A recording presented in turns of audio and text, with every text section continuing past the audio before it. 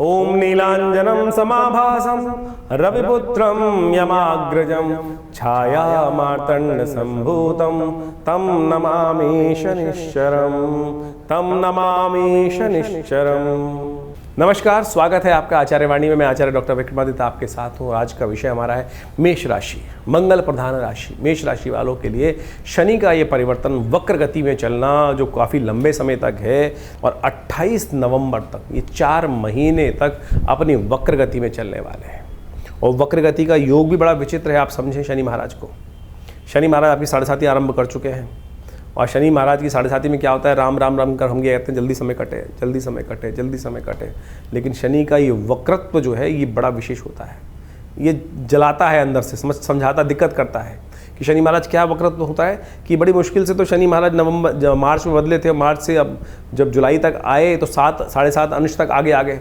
और आप समझे विडंबना ये है कि फिर दोबारा वापस उन्हीं अंशों में वापस जाने वाले हैं, पूरे 0 अंश तक वापस जाएंगे। कहाँ जा रहे हैं, किन नक्षत्रों में चलेंगे? ये उत्तरा भाद्रपद नक्षत्र में चलेंगे। पहले तो उत्तरा भाद्रपद नक्षत्र में स्वयं शनि का नक्षत्र है, उसमें चलेंगे। और फिर 3 अक्टूबर को जाके पूरा भाद्रपद में चले जाएंगे, वो बृहस्पति का नक्षत्र है, उसमें कमजोर इस अवस्था में आ जाएंगे। और आपकी राशि की 7.5 का दौर वैसे ही चल रहा है। और ऐसे में शनि का महाराज का इस प्रकार वक्र स्थिति में जाना, पूर्ण ताकत में आना और ताकत में आना, ये कहीं ना कहीं आंसू निकलवा सकता है, कष्ट दिलवा सकता है। इसलिए शनि को मनाना पड़ेगा आपको। खास तौर पर शनि को मनाओ, सदा सुख पाओ, इस बात का खास तौर पर ध्यान रखते हुए कार्य करना पड़ेगा। ये शनि महाराज आपके बाल उड़वा देगा। इस वक्त ग्रह नक्षत्र इस प्रकार लग रहे होंगे कि जिस प्रकार का योग बना रहे हैं, खासतौर पर ये अननेसेसरी के बाल झड़वाने के योग भी बनवा देगा। इस वक्त ऐसे योग बन रहे हैं कि शनि धीरे धीरे धीरे आपके बालों को, आपकी बालों की खास तौर पे सेवा करने की ज़रूरत पड़ेगी आपको। चिंता मत करना, ज़्यादा चिंता करोगे और खास तौर पे ध्यान नहीं रखोगे तो ये शरीर की इम्यूनिटी कम करते हुए स्थिति को उत्पन्न कर देगा। लेकिन एक बात ग्रह नक्षत्रों के दृष्टिकोण से और भी दिखाई देती है।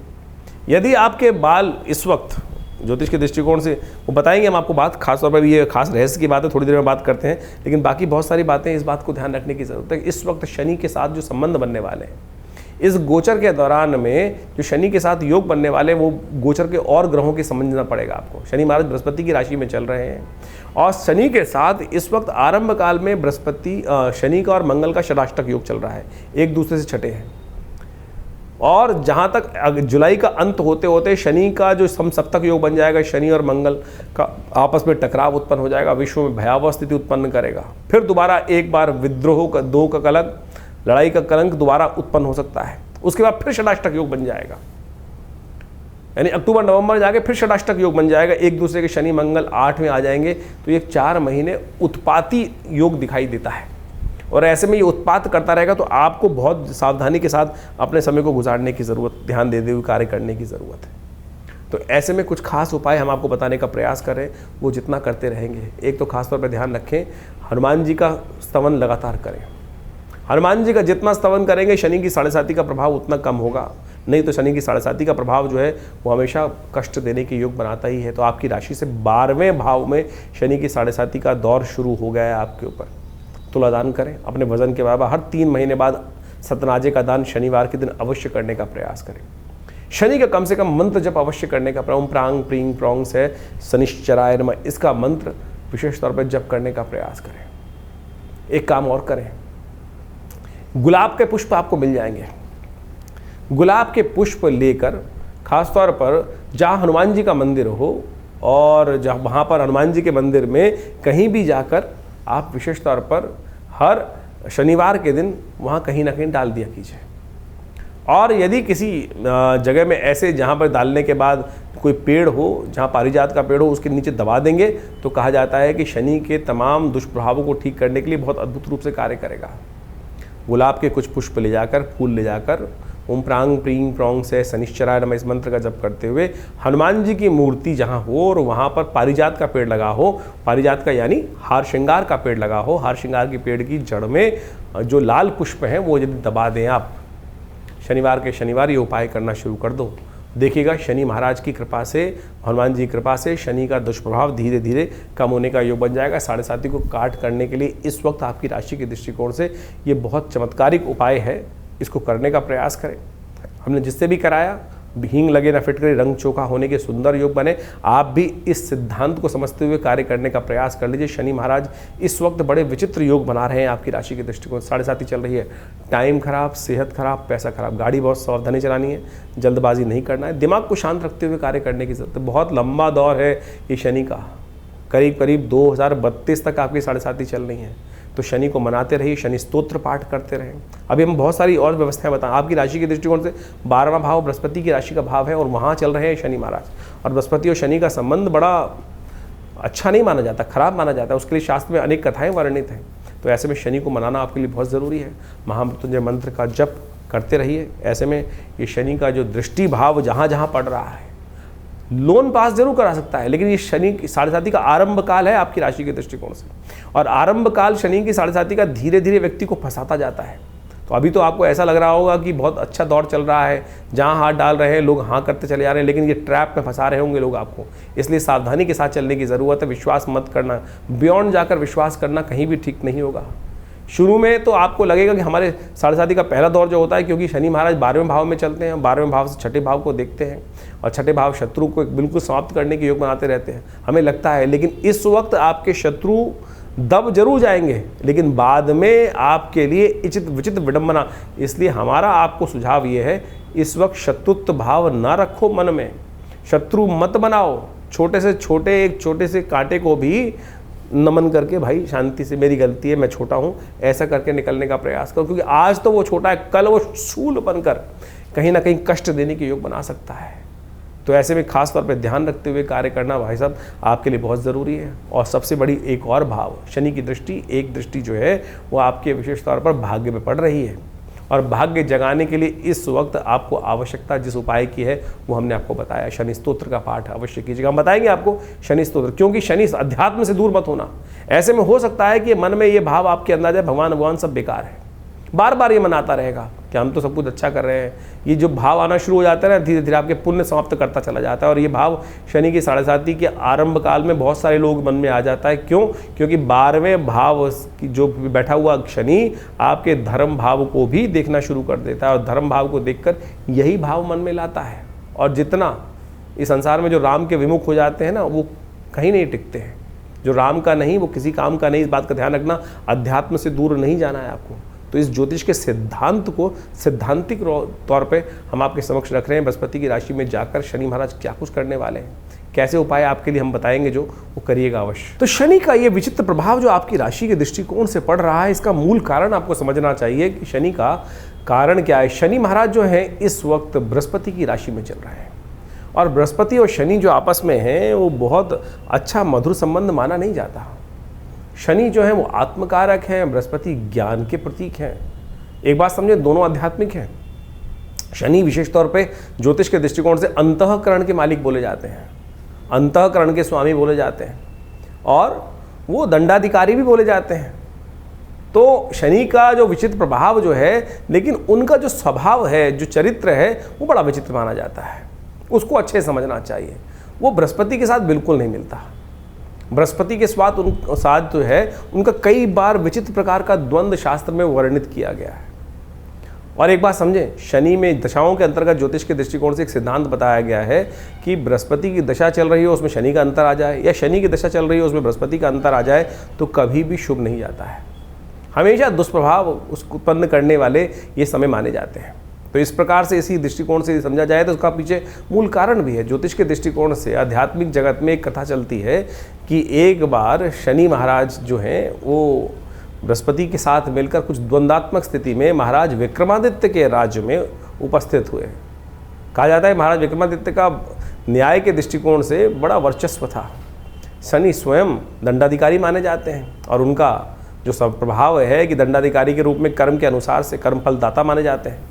तो उनको अहंकार भी था, स्वाभिमान अहंकार था इस बात का कि मुझसे बड़ा कौन न्याय अधिकारी होगा, न्याय के अनुसार से न्याय करने वाला होगा। लेकिन महाराज विक्रमादित्य का जब वर्चस्व पूरे संसार में था, जिनके नाम से ज्योतिष के दृष्टिकोण से संवत चलता है, यानी जो संवत का इतना महानता उनके बारे में बताई जाती है शास्त्र के दृष्टिकोण से, तो ज्योतिष जगत के अंदर, अध्यात्म जगत के अंदर ये कथा बड़ी प्रचलित है कि महाराज विक्रमादित्य के दरबार में, उनके राज्य में शनि और बृहस्पति दोनों एक बार उनकी परीक्षा लेने पहुंचे थे। महाराज को पता चला कि शनि और बृहस्पति दोनों के दोनों उपस्थित हुए हैं वहाँ पर, तो बृहस्पति महाराज देवगुरु माने जाते हैं और कहा जाता है कि न्याय अधिकारी जो हो, दंडाधिकारी जो हो, वो किसी के वर्चस्व में नहीं आना चाहिए, किसी के दबाव में नहीं आना चाहिए। तो कहा जाता है कि शनि महाराज ने उनकी परीक्षा लेने के लिए अनेक प्रकार से उनको त्रास देकर डराने का प्रयास किया। और यहाँ तक कहा जाता है कि जब महाराज विक्रमादित्य ने उस न्याय के जब व्यवस्था के अंदर उपस्थित हुए तो बृहस्पति जी के से विमुख नहीं, बृहस्पति जी के तरफ वो न्याय का जो था व्यवस्था न्याय दिया, यानी शनि महाराज को गलत ठहरा दिया। शनि महाराज ने वहाँ उस वक्त कहा, भय दिखाने का प्रयास किया। आमतौर पर जब किसी दंडाधिकारी के समक्ष उपस्थित होते हैं, जो व्यक्ति जिस प्रकार से कहता है कि महाराज बाद में देख लूँगा, और जो न्यायाधिकारी होता है उसको किसी प्रकार से अपना इन्फ्लुएंस उपस्थित करने का प्रयास किया जाता है, तो शनि महाराज ने भी यही किया कि महाराज आज तो आपने मेरे खिलाफ अपना न्याय दिया है, लेकिन जब मेरा समय आएगा ना तब आपकी परीक्षा होगी और तब आप देखना कि क्या स्थिति उत्पन्न होती है। तो महाराज विक्रमादित्य के राज ज्योतिषियों ने बताया कुछ वर्ष बाद कि महाराज आपके ऊपर शनि का ये दुष्प्रभाव समय उपस्थित होने वाला है। और कहा जाता है कि राजा के ऊपर इस प्रकार का दुष्प्रभाव शनि का उपस्थित हो, और आपने तो शनि महाराज आपको जिस प्रकार से चेतावनी देकर गए थे, तो ये समय बहुत भयावह रहेगा आपको, और आपके ऊपर आएगा तो पूरे राज्य के ऊपर आएगा। तो कहा जाता है कि महाराज विक्रमादित्य ने उस समय कहा कि मैं कुछ दिन के लिए संन्यास ले लेता हूँ, राज्य से चला जाता हूँ। कहा जाता है महाराज विक्रमादित्य अपने राज्य को कुछ दिन हटकर वहाँ से संन्यास की तरफ भ्रमण पे निकल गए और अपने साथ कुछ काशापण ले गए थे।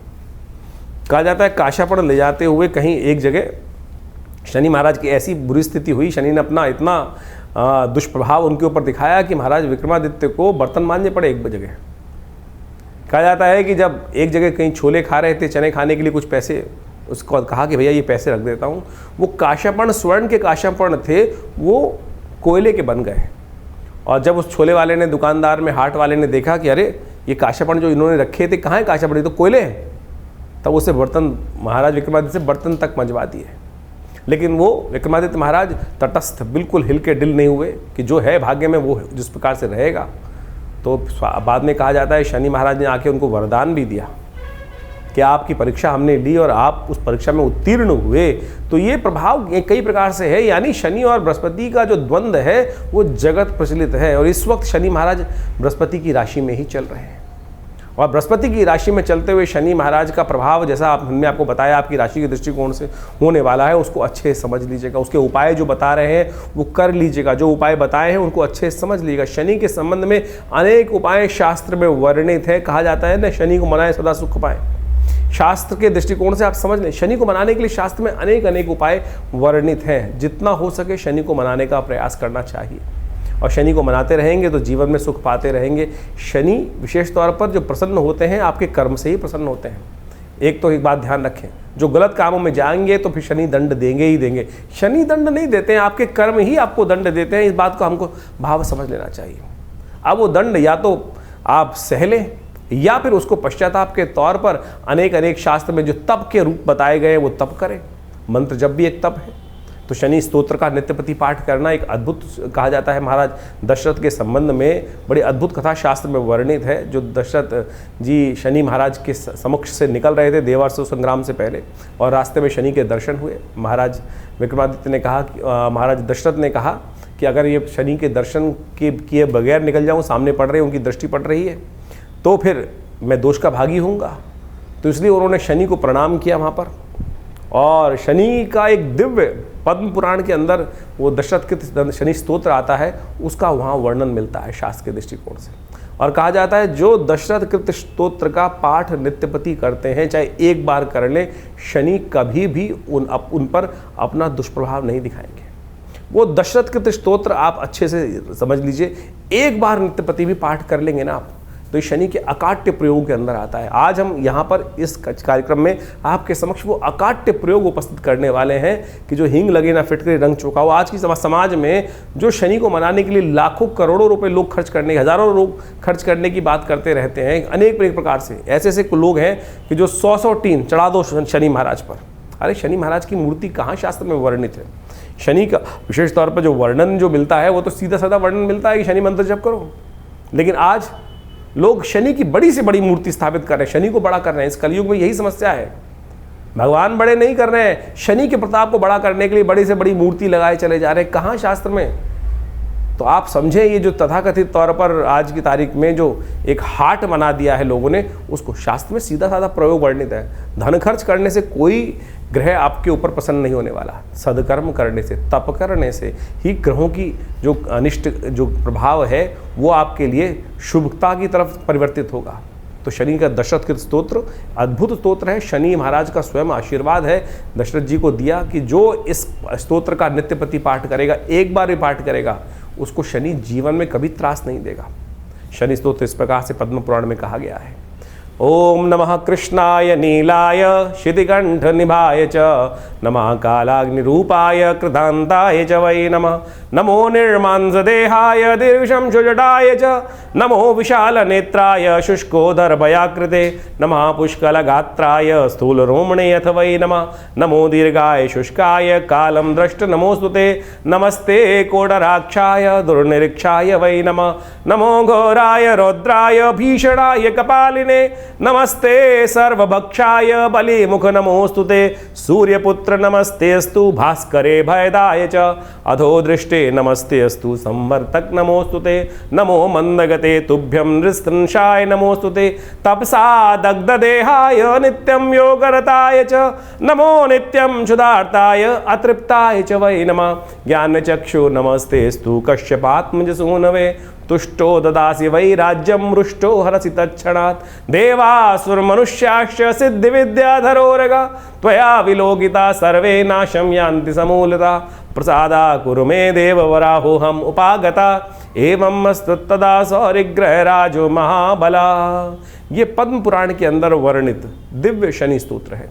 इसका यदि एक बार भी पाठ नित्य प्रति श्रवण भी कर लेंगे ना, तो शनि का कैसा दुष्प्रभाव, शनि की कैसी ढैया, शनि का कैसी साढ़े साती, शनि की कैसी अशुभ दशा, वो सब के सब शुभ होने की तरफ चली जाएगी।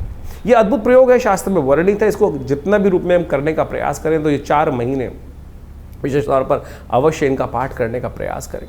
शनि के दिव्य स्तोत्र के पाठ करने से आपके जो अनिष्ट शनि का जो दुष्प्रभाव है वो जीवन में किसी प्रकार भी नहीं होगा। देखिए, इस प्रकार समझें इसको कि बारिश हो रही है, बारिश हो रही है, बारिश को कोई नहीं रोक सकता, लेकिन आप छाता ले सकते हैं, आप अपनी गाड़ी बढ़िया बना सकते हैं, उसके अंदर बैठ सकते हैं। ये आपका कर्म है कि जिसने कर्म किया छाता लेने का, वो छाता ले लिया, सीधा आपके सिर पे पानी नहीं पड़ा। जिसने बढ़िया गाड़ी मेहनत करी और कर्म अच्छा किया, गाड़ी ले ली, और अच्छा कर्म किया तो बहुत बढ़िया और व्यवस्था बना ली। तो यानी बारिश तो हो रही है संसार में, लेकिन हम अपनी रक्षा कर सकते हैं। तो ये सिद्धांत आप समझें कि हम अपनी रक्षा करने के लिए बहुत सारे प्रयोग कर सकते हैं। लेकिन आज लगे हैं लोग अंगूठियां खरीदने में, एक के बाद एक नीलम। इतना नीलम कहाँ निकल रहा है भैया? नीलम बिल्कुल चमत्कारी है, कोई दिक्कत नहीं है, नीलम का प्रभाव अद्भुत है। लेकिन क्या इतना नीलम संसार में निकल रहा है कि जितना बाजार में बिक रहा है? हम पत्थर का विरोध नहीं कर रहे हैं, पत्थर रत्न शास्त्र में वर्णित है और बिल्कुल अद्भुत रूप से चमत्कारिक चीजें उपस्थित करते हैं। लेकिन क्या इतना नीलम बिक रहा है? नीलम की पहचान शास्त्र में जो बताई गई है कि आप उसको दूध मिले जल में डाल दीजिए, दूध अलग कर देगा, जहर अलग कर देगा।